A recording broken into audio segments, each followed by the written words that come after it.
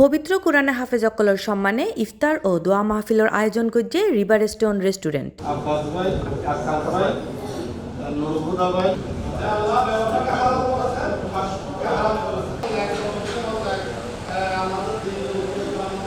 মার্চের 20 তারিখ বৃহস্পতিবার বিয়াল 5টায় নগরীর দক্ষিণ পতেঙ্গা নেবাল 16 নম্বরত রিভার স্টোন রেস্টুরেন্টের হল রুমত এই ইফতার ও দোয়া মাহফিল অনুষ্ঠিত হয়।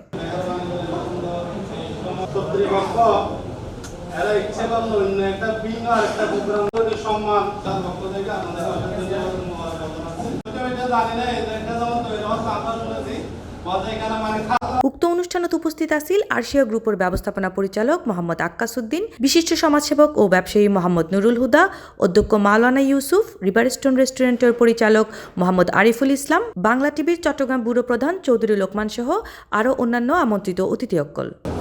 আসলে রমজান মাস বক্তব্য দেওয়ার সময় না, যেহেতু আমরা ইফতার করবো সবাই, আমি জাস্ট আপনাদের এলাকায় যদি বিজনেস হিসেবে আমরা নতুন যাত্রা এবং যাদের অক্লান্ত পরিশ্রম, বিশেষ করে আমাদের ফজল ভাই এবং আমাদের এই বুধা ভাই, ওনাদের আমন্ত্রণে আসলে এখানে বিজনেস আমরা ইনভলভ পাওয়া।